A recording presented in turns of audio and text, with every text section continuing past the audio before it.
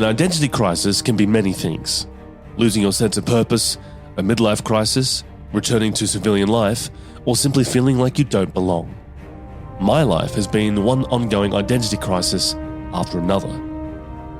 I've started this podcast to help deal with my own demons and negative self-talk, and to ultimately and hopefully learn that I'm not alone, and that these thoughts and feelings aren't unique to me. So if this helps you too, then one by one we can come together, heal ourselves, and move forward with our goals and dreams with a sense of belief, happiness, and purpose.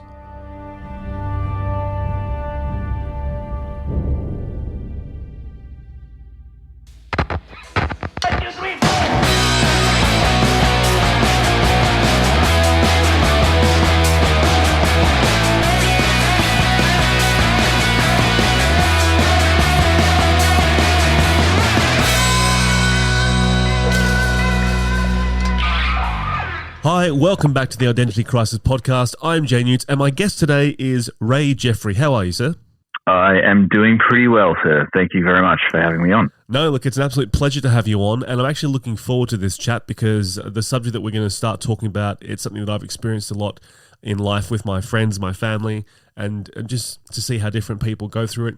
And that subject, of course, is divorce and how you basically rebuild your life from a divorce. And I guess from our point of view, being two men talking to each other, I want to definitely talk about what it's like as a man going through that. So I guess the first thing I'm going to ask you, Ray, is my show's called Identity Crisis.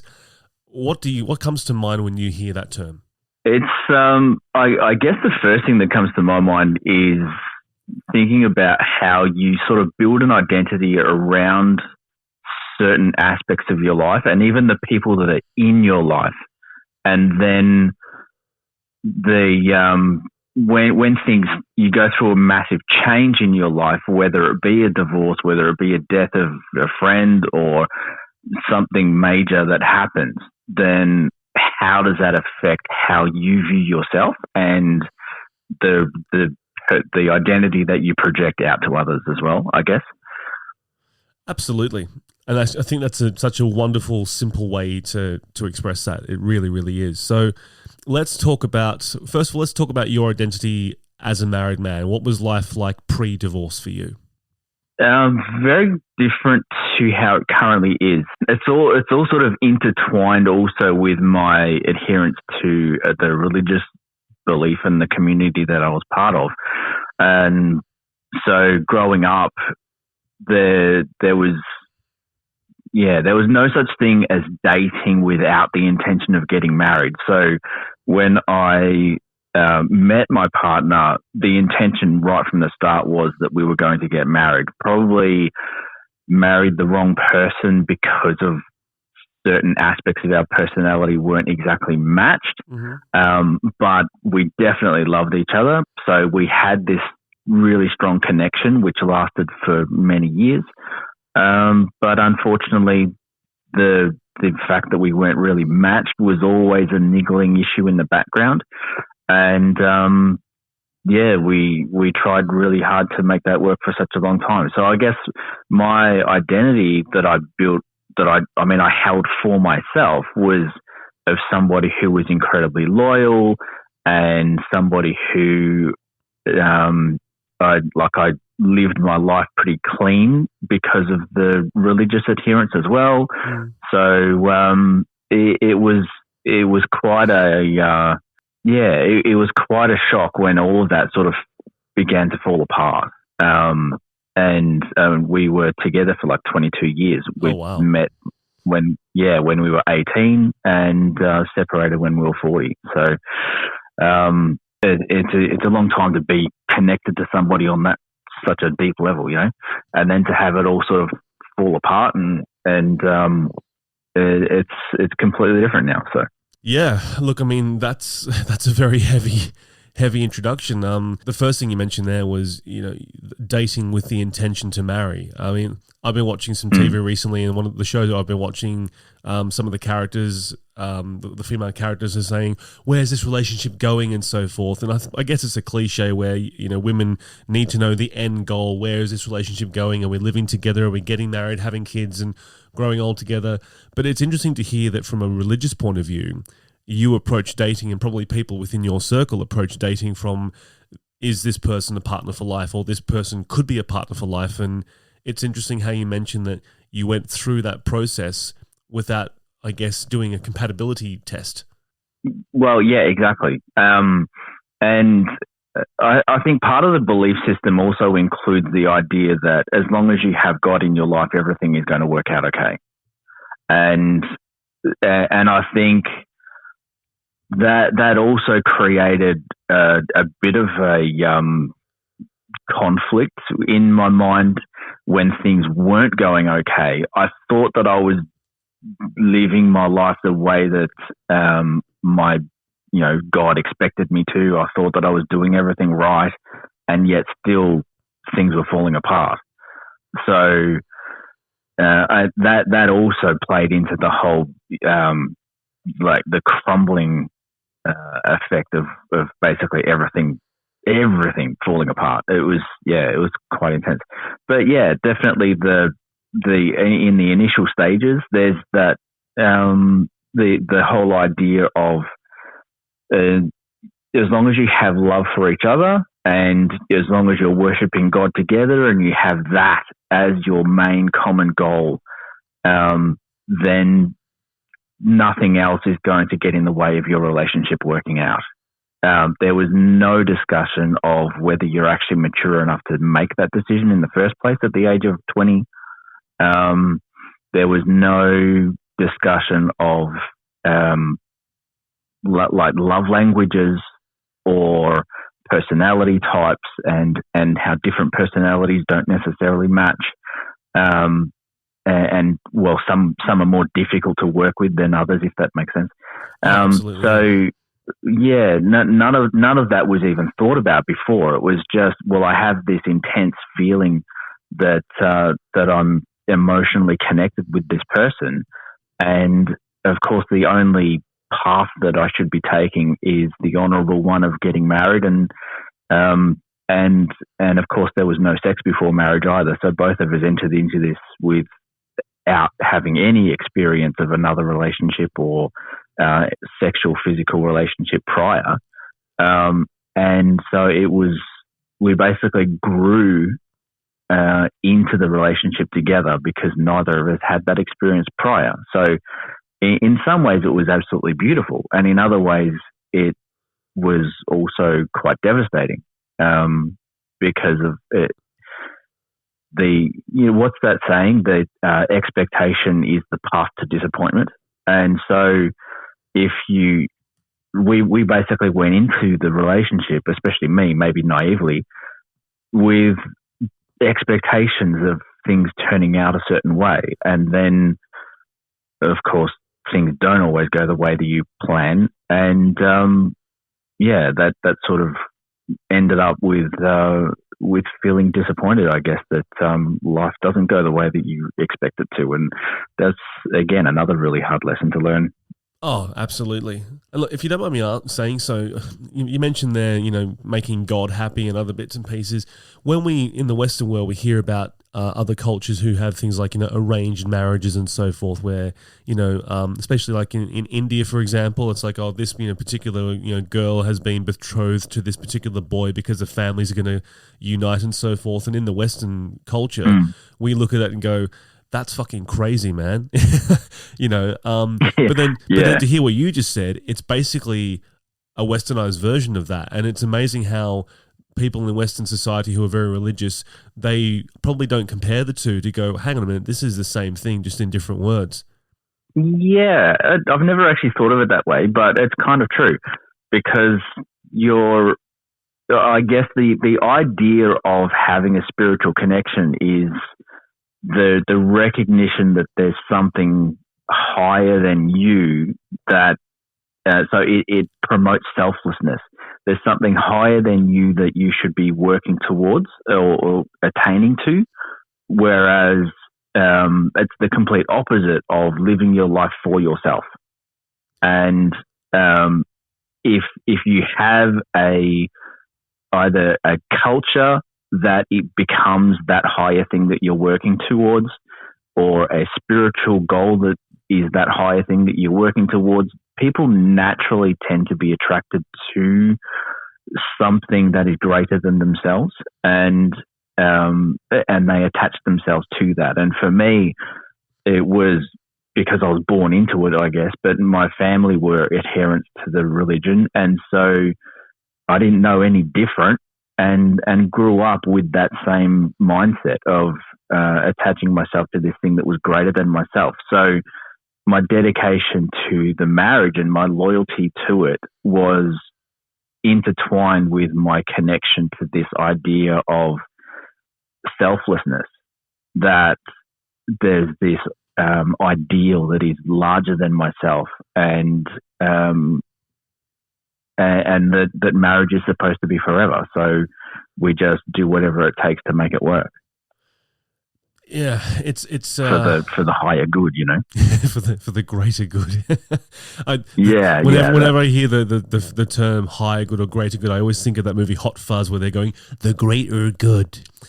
You know? Oh yeah, that's hilarious. I love that movie. It's a wonderful. Do you know what?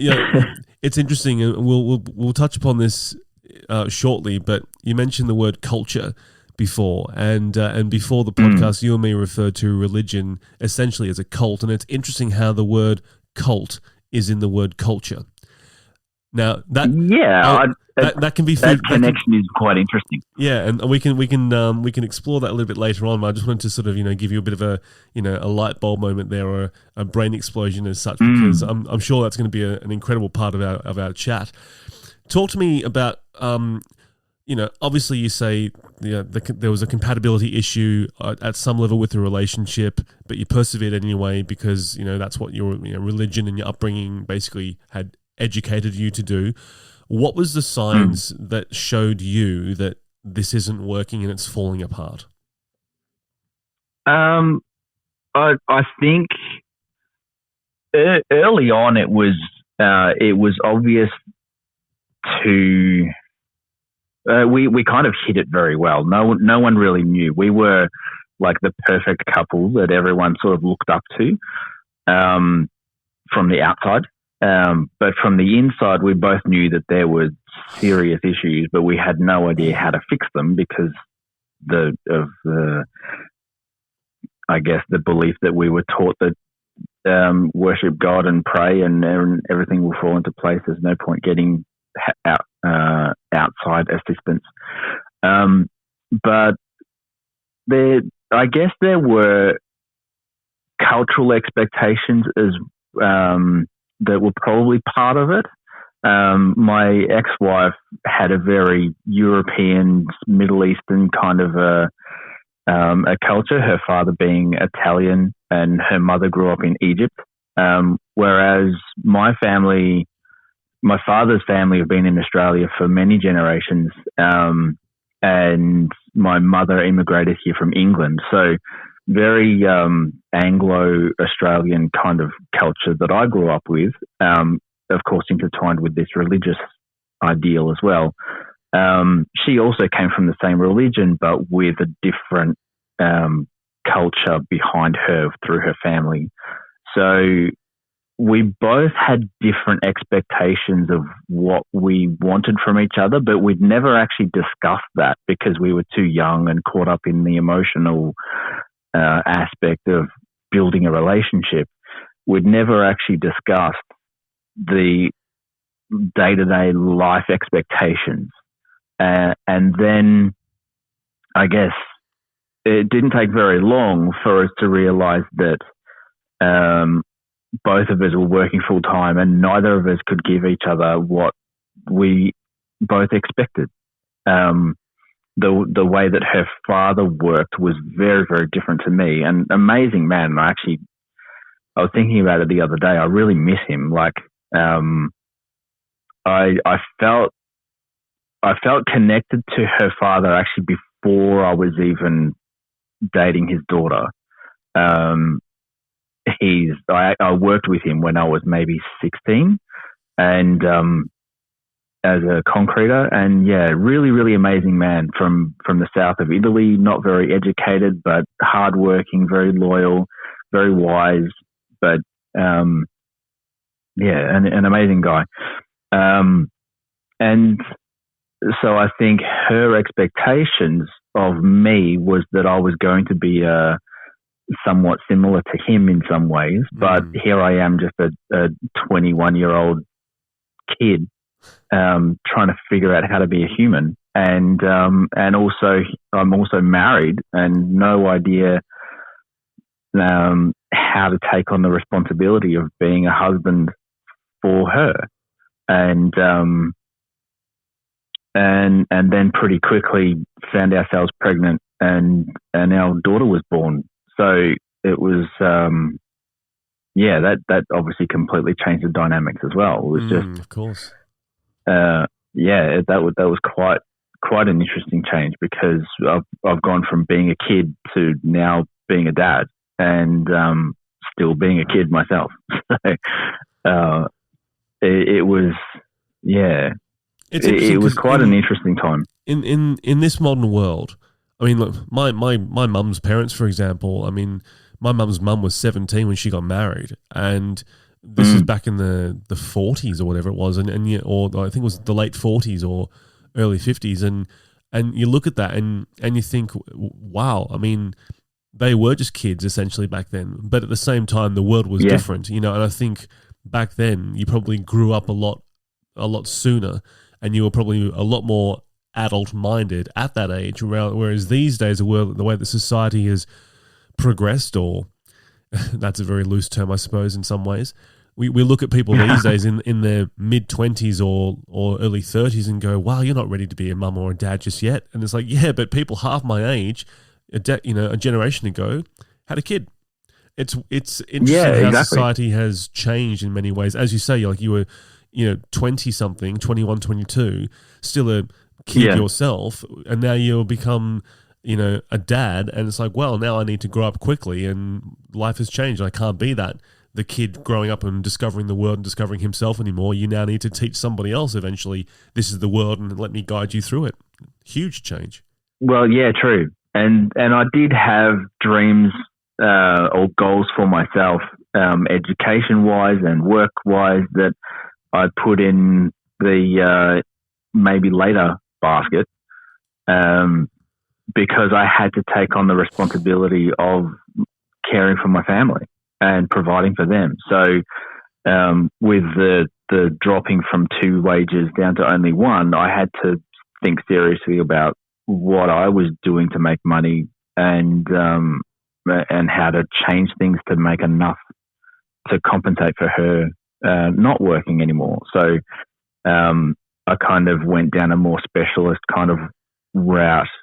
I was already a qualified electrician, but I then changed to become a more specialist role in a different field that allowed me to earn more money to cover for the loss of that second income. And at the same time, we were buying our first home at the age of 23. So it's like we were doing all of these very adult things, and but I still felt like a kid. At the time, I guess I didn't feel that way, but looking back now, I do. I guess so many things have changed over those years that I almost don't recognize the person that I was back then anymore.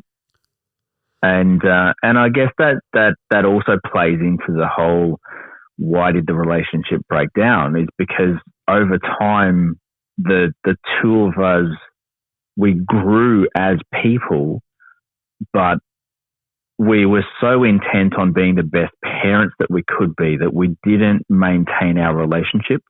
And of course, if you allow that to happen, eventually the relationship doesn't even exist anymore. And which is really sad. Yeah. We're both amazing people. We just weren't connected anymore. And because I grew into the person that I was becoming, and she grew into the person that she was becoming, but we lost that connection because we were going in different directions. And that's just the only works, thing that kept us together. Well, yeah, true. The only thing that kept us together was these kids and the common religious aspect of our life. So yeah, once things got to a point where it was almost unbearable, that's when everything really fell apart. But it obviously took quite a long time to get to that point. Yeah, I've heard so many stories of relationships going sour, and they do things like, oh well, let's have a kid; it'll bring us closer together. and ultimately, after 5 or 10 or 15 years, it's proved that it doesn't. It might bring you together for a certain period because you become parents and you're bringing somebody else into the world. And your best interest at heart is for them. Well, that's true. Nurturing this baby, but it doesn't. It doesn't really resolve any issues. It's just a Band-Aid for a little while, isn't it? Well, I think it just gives you something to work together on. That's pretty much all it is. But at the end of the day, I actually had this conversation with someone only maybe 2 days ago, and she made this comment. She goes, "It's amazing how kids are." What did she say? They have an amazing way of destroying relationships. Or no, destroying families, she said. Oh, okay, interesting. Kids have an amazing way of destroying families. And I'm like, wow, that's like, obviously they don't do it on purpose, but I think if people are doing what you said of having kids in order to keep the relationship together, the stress that managing your new life with this person in this child that you're bringing up, like it can be quite stressful, and dealing with that responsibility of being a parent for this person, the strain that ends up happening on your relationship is horrific, so if your relationship is not already strong, having kids is just going to make it harder to stay together.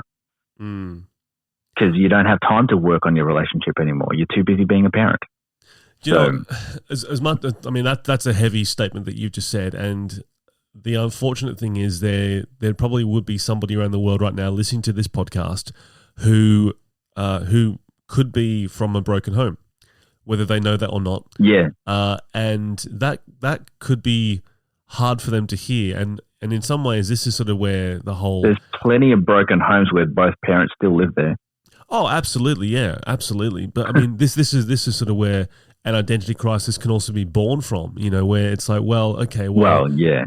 I guess hearing that hard statement, as true as it is, it could make some people think to themselves, so is it my fault that my parents didn't work out? Is it my fault that the family's in discord and so forth? And it's not. Well, it's because not they their didn't fault choose to be born. No, they're just the product of the environment that was already there. But it's an interesting statement that this friend of yours made, and this is what I love about doing this podcast. So many of my guests have had these incredible sort of mic drop moments where they say one thing where, I mean, one of my guests, he said this wonderful thing about, is it depression or is it grief? Another guest said, take off your suit of lies. And like, wow, these are incredible, insightful mic drop moments. And now you come out with, kids destroy families. I'm like, whoa, it's incredible. Yeah. And like I said, it's not that they do it intentionally, and it's not that it's the kid's fault. It's just that adding kids into an already rough relationship doesn't make it stronger. It actually it gives you a common goal to work towards, but it actually strains the relationship even further than it already was. Do you find that also resentment comes between the partners? I didn't feel that. So maybe for some people, sure, but I never really felt any resentment from my wife or towards her either. Not until after everything was over. And even then, I guess I tried really hard not to blame her, because this is another thing that I've been trying to teach my son, who's now 17, that he's very quick to blame other people when things go wrong in his life. And the as soon as you do that, you're giving somebody else power over your ability to be happy. And so I've said to him so many times that take responsibility for both the good things that happen in your life and the bad things that happen in your life, because then you retain your level of control over those things. And so based on that mindset, I never blamed my wife for the relationship failure, because I know, there were things that she did and said that probably led to it. There's also a lot of things that I did and said that led to it as well. So in the end, it was just a mutual breakdown of the connection that we originally had. And the only resentment I had towards the end was that she hid the relationship that she was building with a new guy in order to make me look like the bad guy. And I don't think she did that on purpose. It was just a natural way that it kind of happened. But and she's never actually said anything negative towards me to the kids, which I'm incredibly thankful for, because that would, I've heard so many stories where parents will talk negatively to their children about their partner or their ex-partner because of this happened or that happened. And if one of your parents is toxic and spewing that toxic attitude or energy towards the children, all it does is just create a negative, toxic environment inside their own head. Kids don't really know how to process their thoughts properly. That doesn't happen until you're over 30. That you realize that I saw someone put it really succinctly today. He said, your thoughts are like streams that connect into becoming a river, and they run through your mind. They are not who you are. You are the mind. You are the mountain. The stream is just running through your mind. And so your thoughts are not who you are. They are just thoughts that are flowing through you. Kids don't really know how to process that. So if they are dealing with negative influence in a toxic way from a parent who's been hurt, that's going to affect them for the rest of their life. And so that's something that I'm incredibly thankful to my ex-wife for. The fact that she's never said anything negative about me to the kids. And I've made a point of also doing the same thing. Unfortunately, there's other people in my kids' life that have said negative things about both of us, but that's, outside of my control. So I can't really do anything about that. It's actually very noble that the both of you haven't had that the toxic pathway to each other, because so many people even just when relationships end without kids, there's always that sort of that toxicity, that where one partner is out there, not just kicking and screaming to the ex-partner, but blaming them to all their family and friends and so forth. Where I can definitely see where having that kind of toxic attitude with kids around can really lead to things like, as we call them, daddy issues or mummy issues or whatever it might be, or separation issues. When kids are young and they're impressionable. I mean, I've got members of my family where they've got kids, and it's not a good relationship, and you can see the kids growing up, and there's a hatred toward one of the parents, and one of them is becoming very introverted, and the other one is not supported, and so forth. And you can. It's a shame how adults in a marriage that's failing don't realize just how much they really are forming their kids' personalities and lives. Well, yeah. And that's and in basically influencing your child's ability to create their own personality or allow their personality to develop naturally. If you are constantly, giving them ideas in their head that's going to point them in a certain direction, the kids are definitely going to follow that. And so it is again, that's part of the responsibility of being a parent, which is why, like I said, a lot of people don't realize the level of responsibility that it actually takes. And I had no idea what I was doing when I was 22.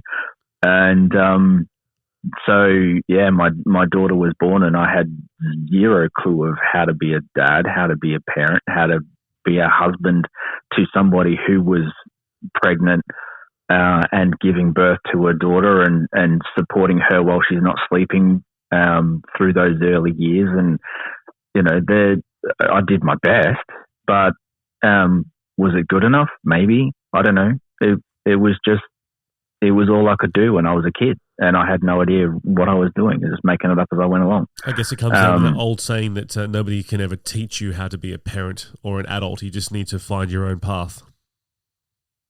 Yeah, that's probably true. And there's also I've heard it said that there's a very big difference between parents who have kids when they're in their 20s compared to parents who have kids in their 30s, even late 30s, because the people who have children later in life, they've experienced loss, they've experienced the fragility of life. So the way that they treat their children is very, very different to someone who's only 20 and is still a child themselves. Yeah. And the way that the child grows up is going to be different because they're not going to be as babied because the younger mum or the younger dad is they don't have that sense of that same level of fragility of life and the over-caring protective nature that tends to happen with older parents.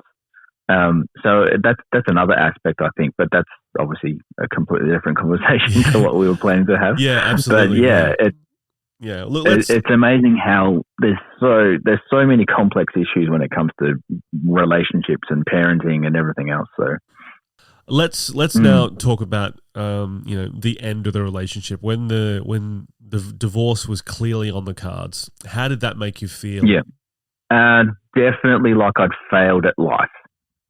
At life, not just the marriage, but at life. Entirely, yes. That every decision that I'd made in my life up until that point was for nothing. And so it hit me really, really, really hard. And I think my wife said something interesting at the time. She said that she could see me go through that shift because I lived in the house for almost 12 months after the initial breakup. I tried keeping the family together, but it was impossible. I just started running my own business, and that could have been one of the triggers towards the whole collapse, was going from earning a weekly wage to all of a sudden the uncertainty of when I was going to get paid and how much money the business was costing to actually run and not earning consistently the way that I used to prior. So budgeting became stressful, everything became stressful. And then, so yeah, my decision to start that business was on like, was this the wrong idea?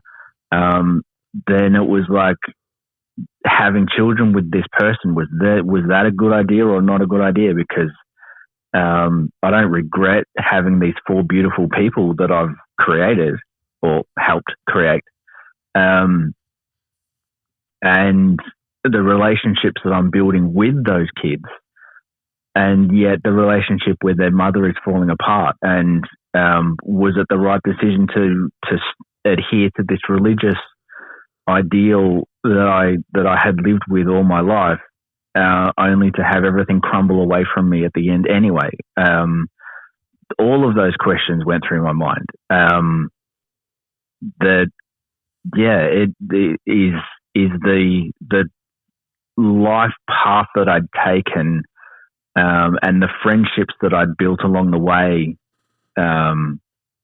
How much of an impact had those had on the relationship ending? Like basically everything. It was almost as though, like I said, I felt like a massive failure. Like everything I had done in my entire life was just wrong, because now I'm at this point where things are falling apart, and now 5 years later, I'm still trying to piece everything back together. It sounds like that sounds like a true meaning of the phrase identity crisis, where everything that you were, everything that you knew, from being the husband, the father, the full-time father, having that pattern of life, and also, as you said earlier on, with your religious upbringing and in your beliefs and so forth, suddenly all that has changed in such a short period of time, and look, this may sound sexist to some of our listeners out there, but at the same time, I think it needs to be addressed.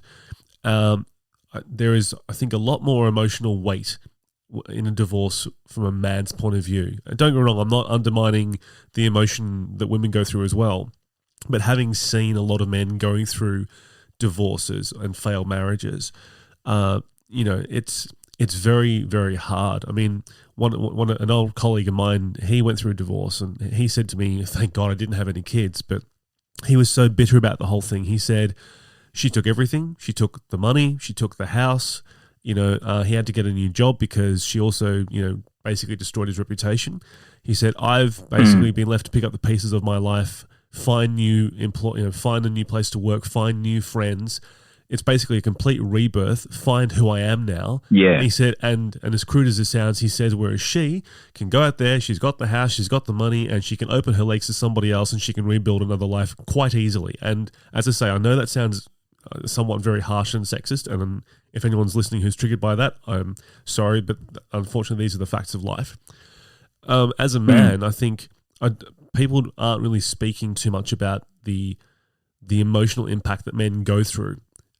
I mean, it is a huge identity change. Financially, you mentioned financially, it's a massive change, like 100% massive change. And I look at the way that her life is now. She's remarried already, but which is again sort of leads into what you just said.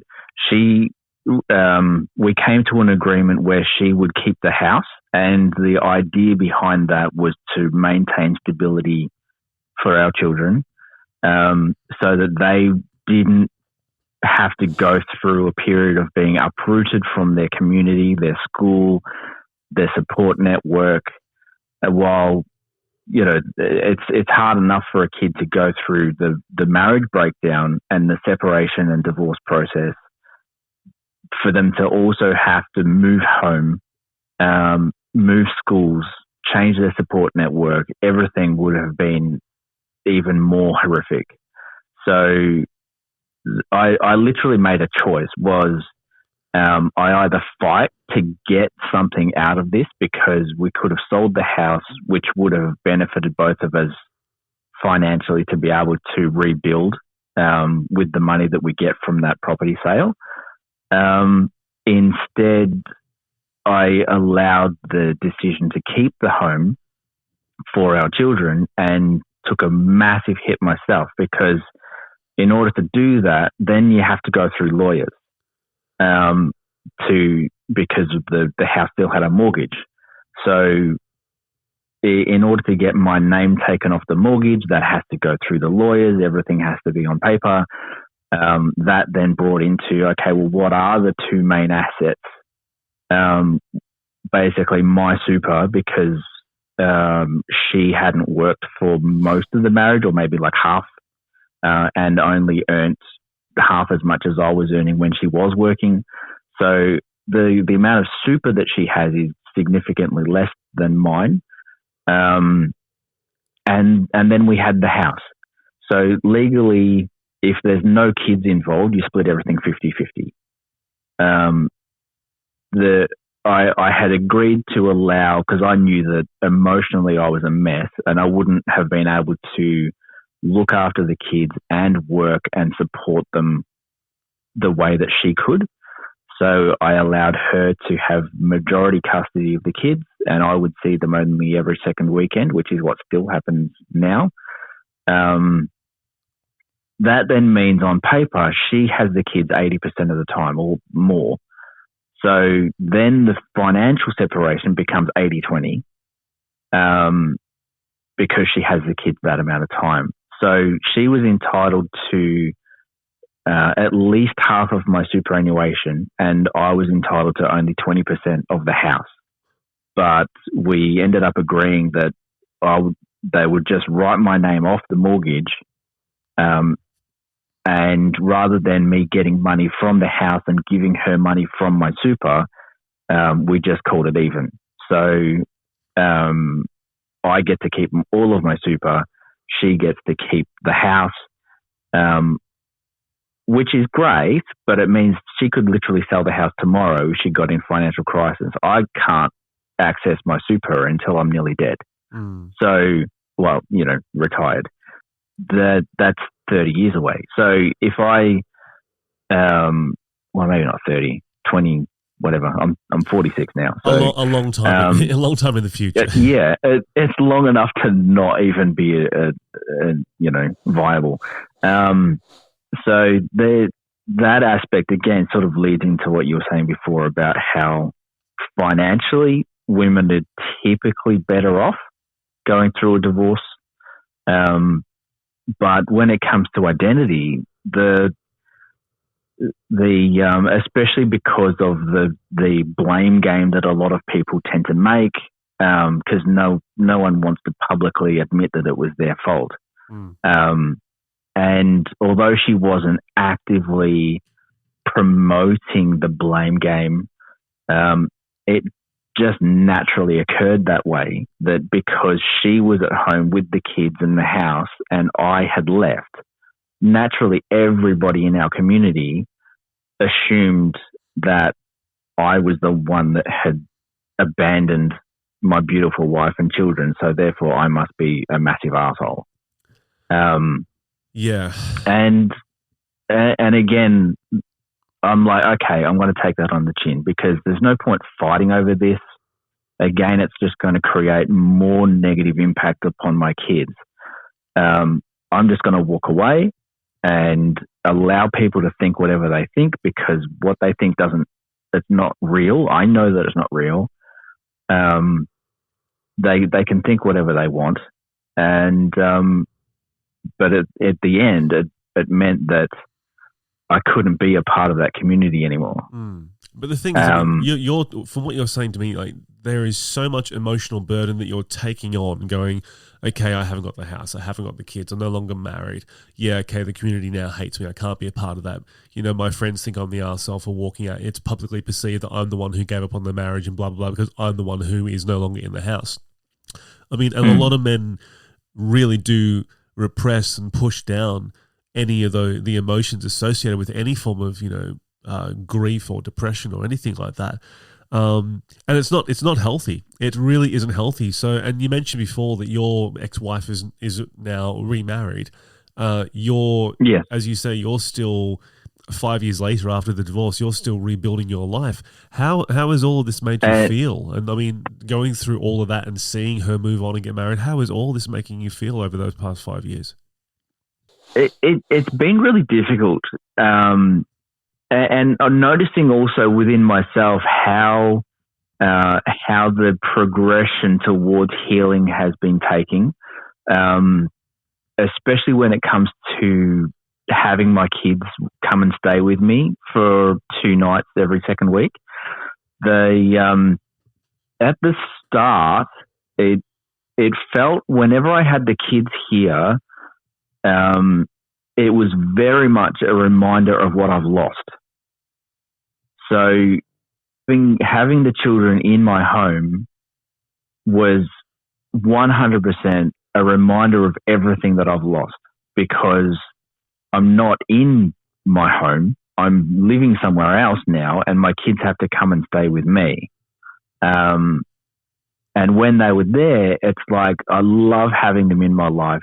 I love having them in such close proximity, cooking for them, looking after them, taking them places, doing cool shit. That's, you know, the fun part about being a dad and having that responsibility and looking after these people. And then on the Sunday night when I take them back home again, it's like, holy shit, it's just the reality of my situation really kicked. And I'd go home basically heartbroken every Sunday night after I've had those kids. For a long time, I would actively seek on a Sunday night. I'd be ringing people. Can I come over? Can we go hang out somewhere? Whether it's male friends, female friends, whatever. I need something right now. I'm so. I was hiding from the fact that I was so broken, and using connections with new people that I was making friends with to compensate for how hurt I was inside. And it happened quite quickly where I trauma bonded with this girl who actually lived overseas, but we met through mutual friends and started chatting over WhatsApp. And she'd been through a pretty horrific relationship breakdown, and so we kind of trauma bonded a little bit. And she was a little bit younger than me, not incredibly, but like maybe 8 years. And so I'm 40 and she was 32 roughly. And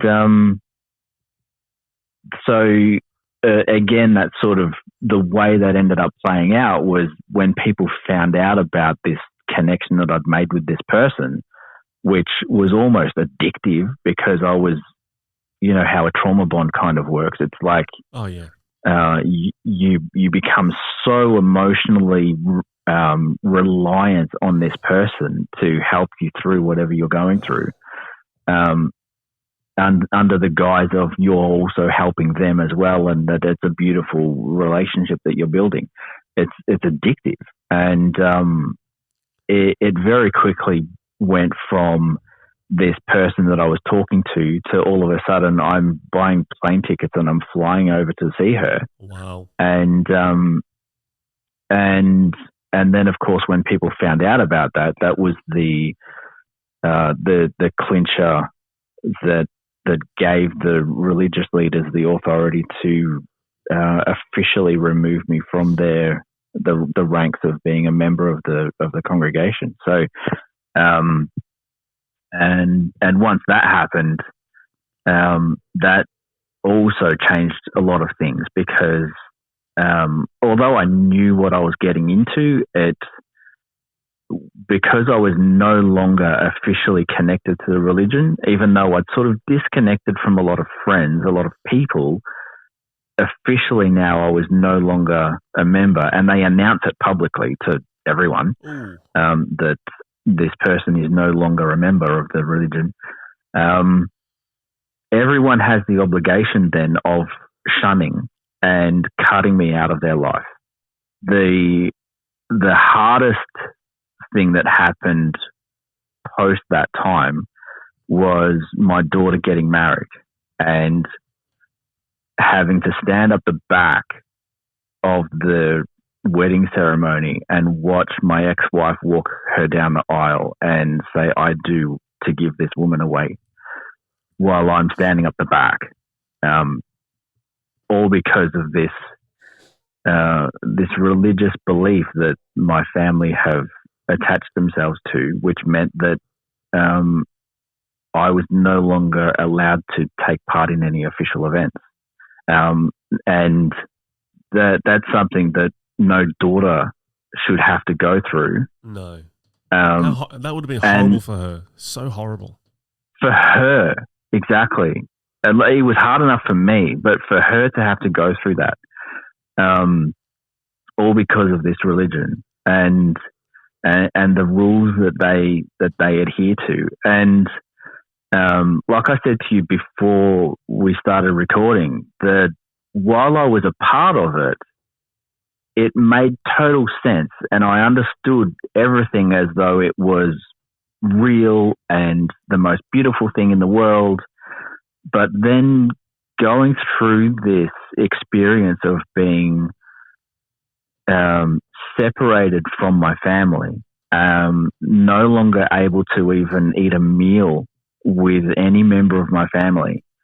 I literally get given a takeaway food container whenever I drop my kids off, because my kids will eat dinner with my sister and my parents. I drop them off, they sit down, they have their meal, I get given a takeaway container. Okay, you can go now. Wow. And all because they hold on to these beliefs that have created this division, and which is so hard. And I feel really bad for them because they're missing out on my new identity, that who I'm becoming, which is probably the person that I always would have become if not for the being connected to that religion and being connected to to my ex-wife. Then, because at the very start of this discussion, we talked about the identity that you build when you are connected to certain people or certain things. If it wasn't for my connection to those things, I would have always been the person that I am now, I think. Although I have a shitload of experience that's happened in the meantime. And yeah, so I think it must be, it's really hard for them too, because they don't want to let go of this religious connection that they've had. Because if they walk away from it just so that they can maintain connection with me, then it negates their entire life as well. So I'm constantly being pressured by my mother to go back to the religion. And yet the religion probably wouldn't accept you anyway under the circumstances. Yeah, I would probably need to change some aspects of my social life. Because obviously within the religious adherence, there's like I said before, there's no such thing as having a relationship without the view to being married. So if I were to have a relationship, which I currently don't, but if I were to have a relationship that was even casual or going down that path, it would definitely be frowned on and not acceptable. I'd have to basically be either single or married, or in a relationship with the view to being married, in order to be accepted back into that. See, this is bullshit. I mean, like, religion, apparently, to society, it basically says, oh, we're all about love and, about, forgiveness and peace and all these, wonderful, heavenly, godly, fucking woo-woo bullshit things. And yet they're the first people to go, fuck you, we don't want you, how dare you, we'll hold on to this resentment and we'll only accept you back if you do this and this and this. Like, religion's not about love and acceptance. This is the hypocritical fucking contradictory bullshit. And as we said before, exactly. I know you said this to other people in the past, we touched upon this before we started recording, but you have described religion essentially as a cult. Yeah, and I guess the definition of a cult, if you follow it to the T, then not all religions will fall under that, but there are certain religions that definitely do, and looking back and seeing the way that the religion was taught to me and the rules that I had to adhere to throughout all of my life, being unable to have friends that are outside of the religion, all of my school friends would go off and they'd be able to hang out with each other on the weekends. They would go to community sporting events, whereas I wasn't allowed to attend any competitive sports or any community events or have friendship connections outside of the religion, outside of school hours. I could have friends at school, but as soon as the school bell rings, I have to put the religious hat back on and go back home. Wow. Which was, being the only member of the religion, Jehovah's Witness, being the only member there at that school, I knew that I was different to every single other kid at that school. It's very repressing, isn't it? It's very repressive. An old friend of mine became a Jehovah's Witness, and the things that she changed to adopt that religion, no birthdays, no Christmas, no celebrations. And I remember the very last time I saw her, I caught up with her, ironically, just before Christmas. I caught up for about 45 minutes with her.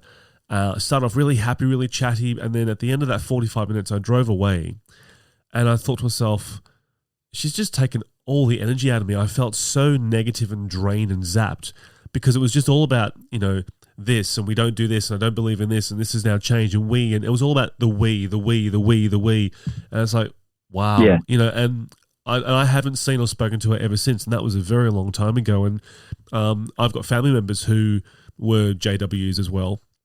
Having said that, though, we never really spoke about religion. Like they lived their lives their way, we lived ours our way. We came together for family events, but of course, never Christmases. But even having people in my life who are Jehovah's Witnesses, I never knew how hardcore it is, and like as you said before, the naming and shaming of it, and the double standards, and the repression of this type of religion. It's fucking crazy. They under the guise of they're very accepting of everybody, but as long as you fit into this little square box of how you should live, and they adhere to some scriptures that talk about putting on a new personality. So they expect everybody to basically adapt their personality to a model that is portrayed within the scriptures. And which is why when you meet Jehovah's Witnesses, a lot of them are very, very similar. They think very similarly.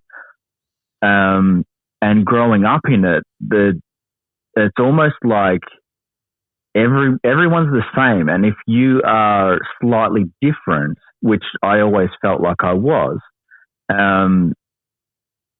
it's like you kind of, for me personally, I felt like I was never good enough because everybody's trying to adhere to this certain standard, even when it comes down to the personality that they portray.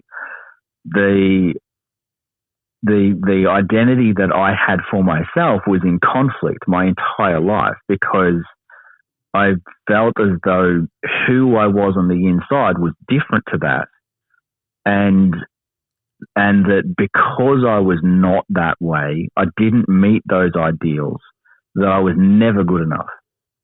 And again, of course, when my relationship failed with my ex-wife, and I said to you before about how I felt like a massive failure, like everything in my life was wrong.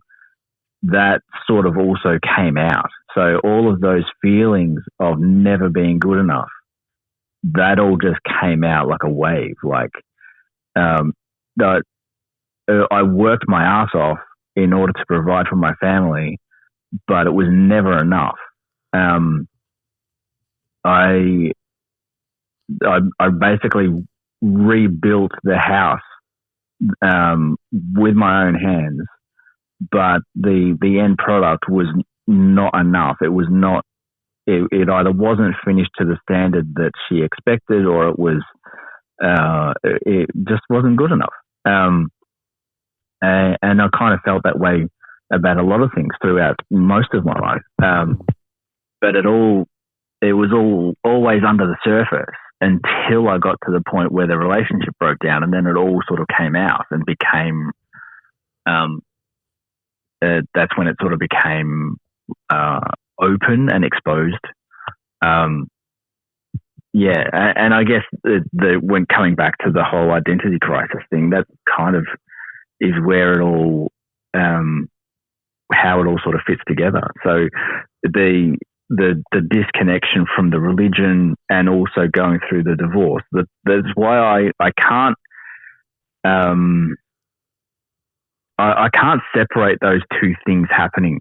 And when my mother keeps talking to me about going back to the religion, for a very long time, I felt like there's no possible way that I can go back to that religion now after going through a divorce, because I would just feel like a hypocrite. Yeah. Like I haven't lived up to the standard that I had set for myself prior, and allowing everything to fall apart and the failure as a person that I felt that I couldn't reconcile that and go back to this religion. So, that again has been one of the biggest roadblocks, I guess, towards me having to figure out what I'm going to do next, and where my life is going to go from now, and the new identity that I'm going to build around who I am and where I'm going to be. I was going to ask you, actually, what is, having gone through all of these experiences, what is your outlook now on marriage and religion? I think when it comes to religion, I kind of feel like it's something that suits a certain type of person. For people like me who are quite, I feel like I'm very much a free thinker, and I'm open to multiple things being right at the same time. Adherence to a religion only works if you hold on to the belief that there's a distinct right and wrong. And again, when it comes down to that personality that we were talking about, my ex-wife and my mother are both very strongly opinionated that way. That they both they're both very clear when it comes to right and wrong. There's no grey areas. There's no there basically is only one right way and everything else is wrong. There may be different variations of wrong, but there's only one right way. And so I think that kind of idea, that kind of personality trait definitely attracts people into that type of religion. So for me, being so open-minded and realizing, and I guess the first trigger that happened for me was when I met my ex-wife and her family, because I'd grown up with this idea that the way that my parents did things was the right way and everyone else was wrong. And then when I met these people who had come from a different background, my parents used to ridicule them for having a different way of doing things. But when I was invited and welcomed into their home, I learned that, hang on a sec, this different way is actually right. So that means that there isn't just one right way to live. There's multiple right ways to live. And which then throws everything out of the door, because you've got the saying is to throw it out the window, but you can't adhere to the belief system that there's only one right way of living and have differences in culture. The two don't marry. No. And humanity is so diverse that idea of having only one right way of doing things is obviously wrong. Yeah. Isn't it interesting how it's a contradiction the second you mention it? Like, this is the right way, even though what they're saying is wrong. It's such a huge contradiction, and it's probably not even realized. Yeah. And I think even although I adhered to this religion for such a long time, I almost did so because the alternative was too hard. So leaving the religion was going to be too hard. The repercussions that was going to mean for my life, I wasn't ready to make that choice.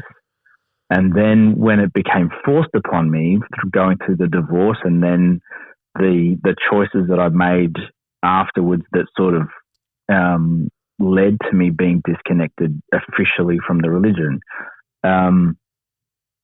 everything all sort of fell into place, where these beliefs that I'd had from I guess I was maybe 17, 18, when I was meeting my ex-wife and her family and realizing that there must be more than one right way of doing things. That all sort of, all of those jigsaw pieces kind of connected, where I realized that, hang on a sec, I can live my life a different way and it's not wrong. Let me explore that. Yeah. And I don't know how long it's going to take for me to formulate this puzzle, but I'm enjoying the process.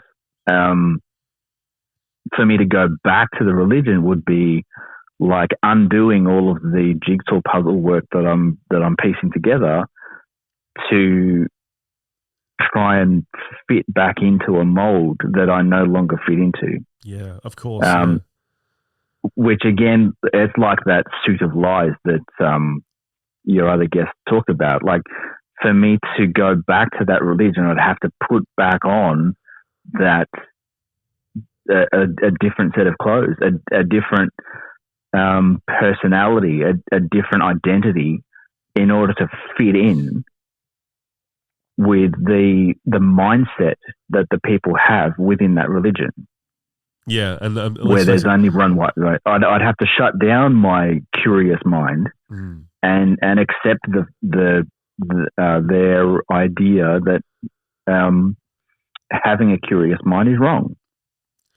Yeah, and you don't want to go backwards in your life. You want to go forwards, and I mean, everything is exactly. You learn, and you grow, and you keep moving forward. And taking a huge step backwards and that like is that the true would trap purpose you, of wouldn't life. it? Of course, absolutely. Exactly. Now, yeah.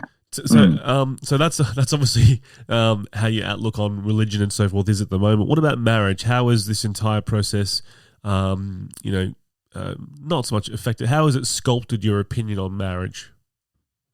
I'm very. I mean, I no longer see it as a permanent thing. And I've said this. So one of my colleagues got married recently, and I said to him, he's 26. He's not a kid, but he's young. I made a joke, like I'm half serious, but made it into a joke. And I said to him, you know that statistically, 60% of all marriages end in divorce. So why would you get married? Yep. When you're basically committing yourself to being hurt. The other 40% of marriages end in death.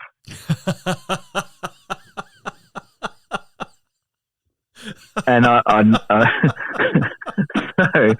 that's the truth. So either way, you're fucked. Yeah, seriously. So you're signing a contract to allow somebody to hurt you, which is basically what a marriage is. Yeah. There's a lot of benefits that come out of it as well, obviously, but essentially what you're doing is you're signing a contract that you know is going to end and it is going to hurt. And so what's my view on marriage? I think it's an absolutely beautiful thing. And I think that it's definitely something that it's not a bad thing for people to choose to do. Whether I will do it again, I'm not sure. I think maybe if I meet the right person and then, maybe that option will be there. But it doesn't really change anything legally in Australia anymore anyway. So if you are in a live-in relationship with someone for more than 2 years, legally you have the same rights as if you're married.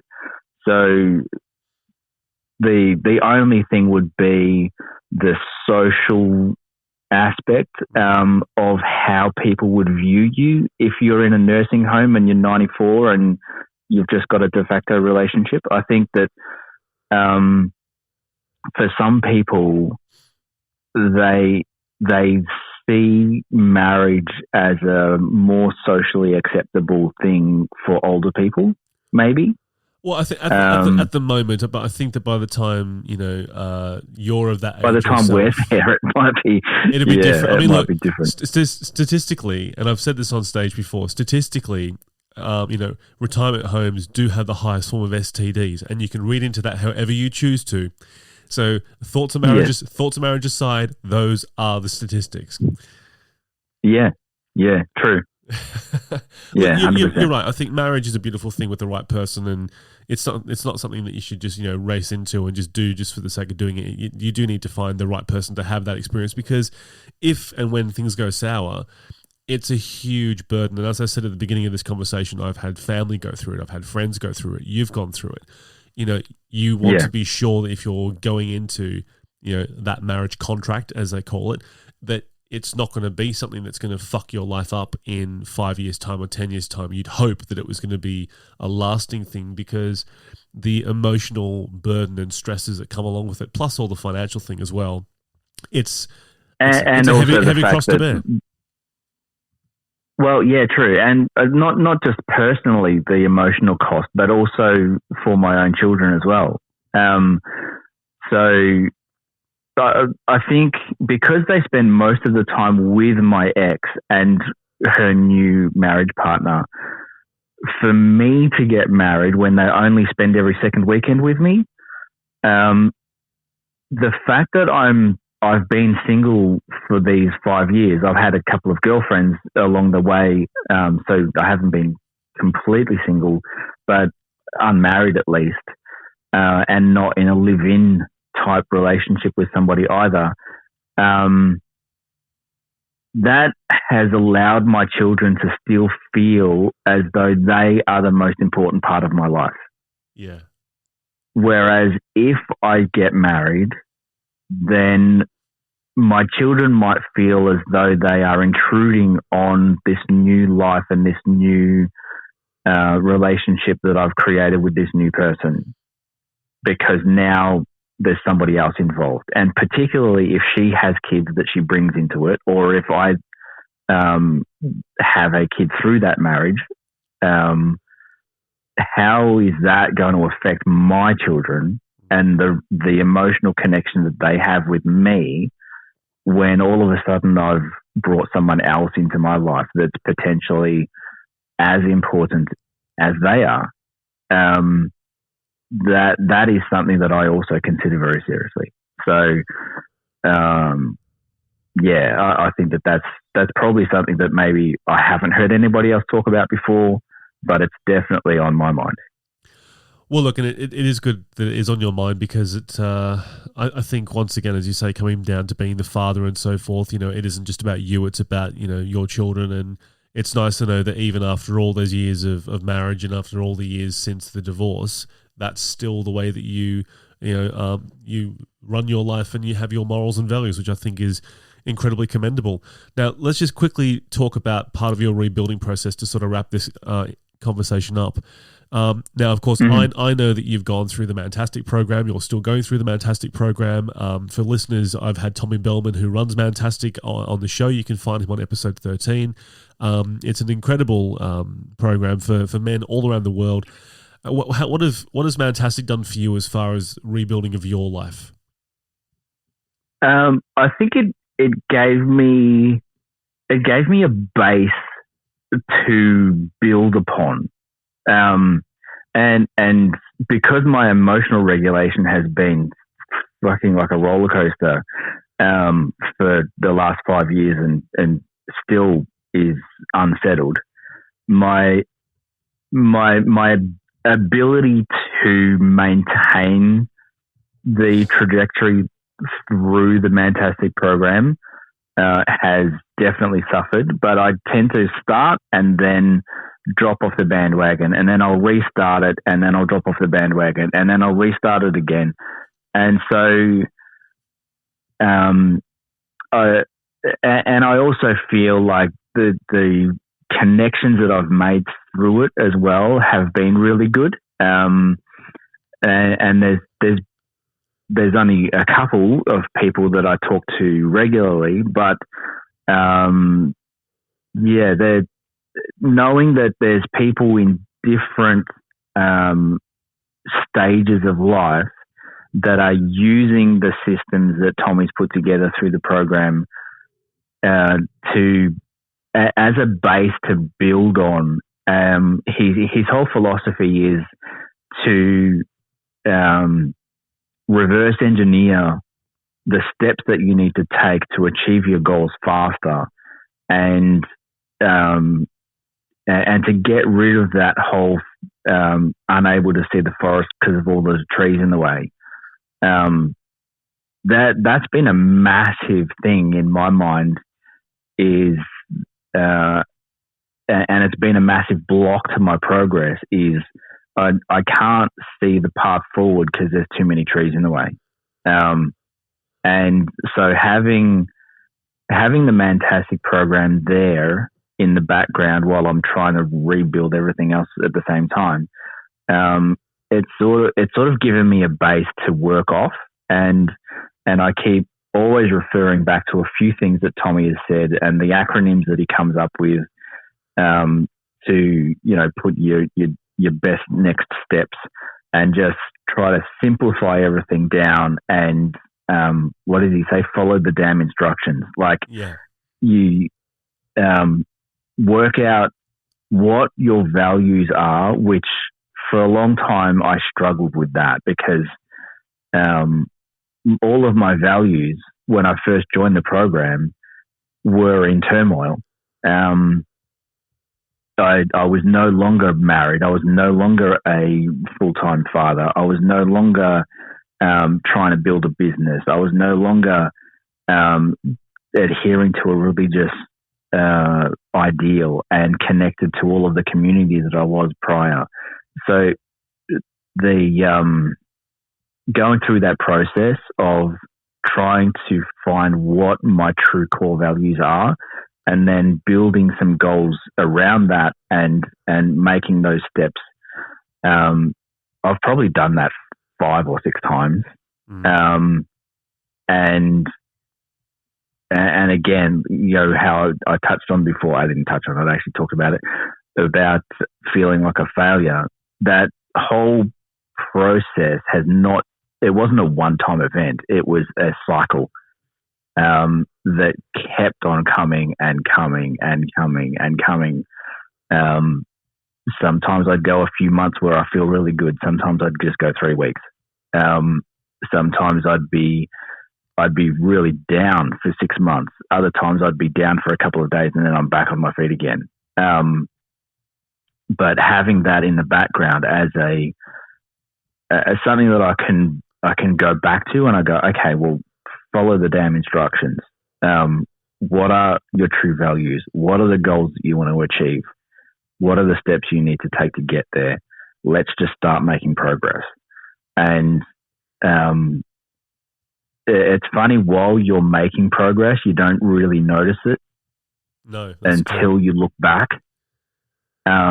and me now looking back at who I was in 2019, 2020, 2021 compared to who I am now, I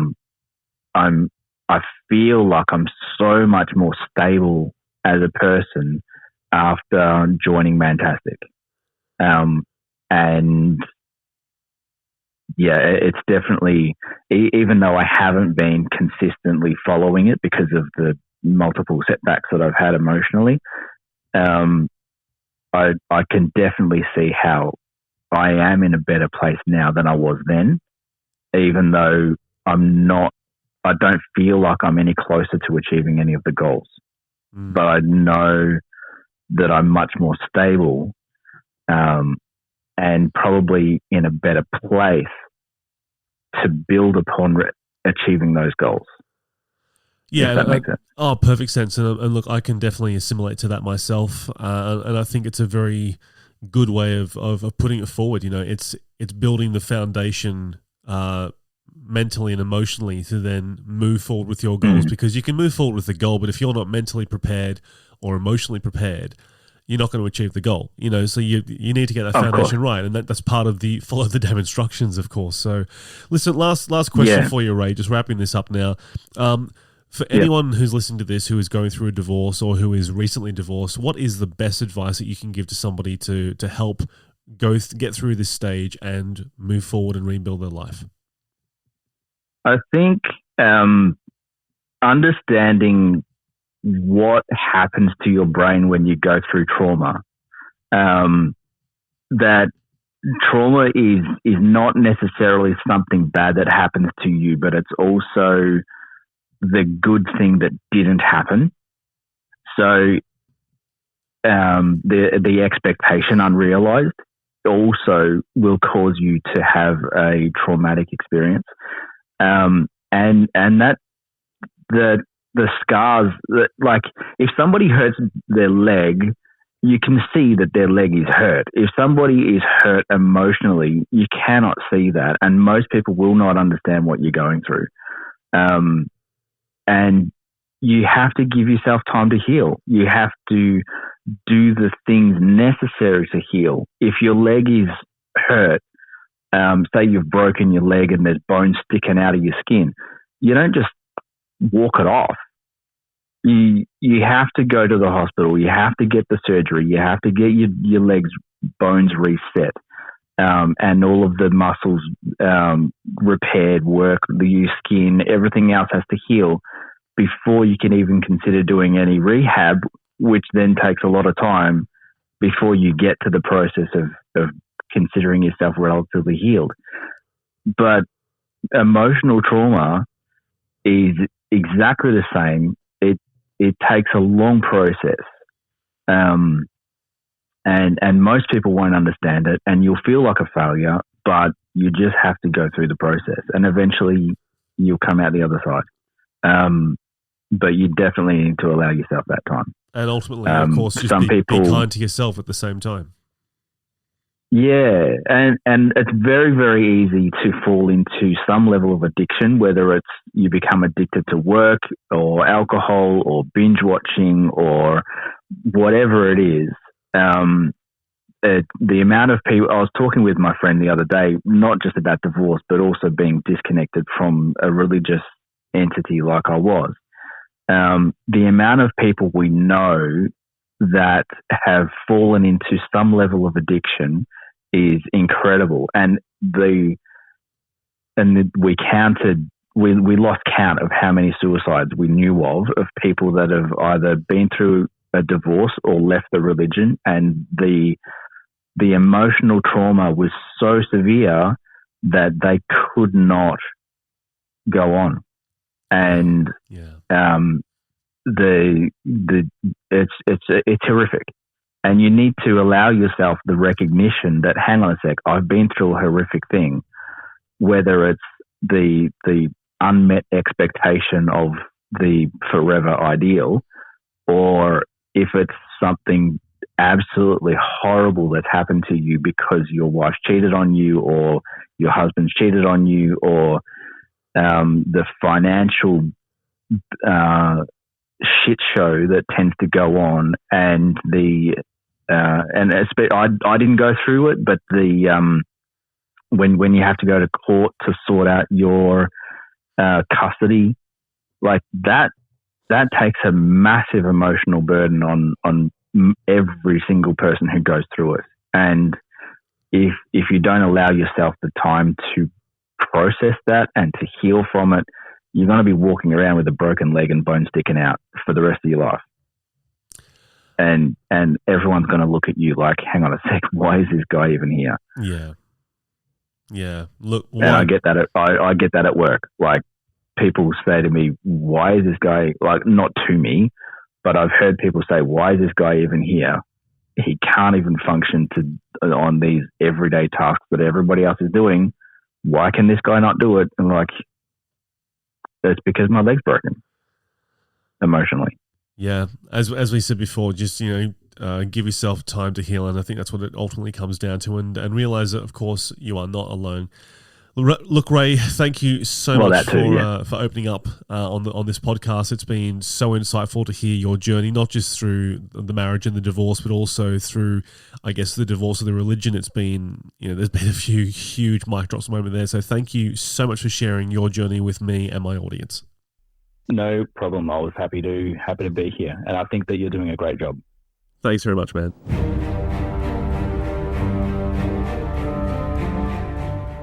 Thank you for listening to this episode, and remember, it's only an identity crisis if you choose to make it one. It's okay to not be okay, so speak up and talk to someone, or be the one that someone can turn to in their time of need. Don't forget to follow this podcast wherever you're listening, and if you're interested in being a guest on the show, send me an email at jnewtzcomedy@gmail.com. I'm JNewtz, and I'll see you next time.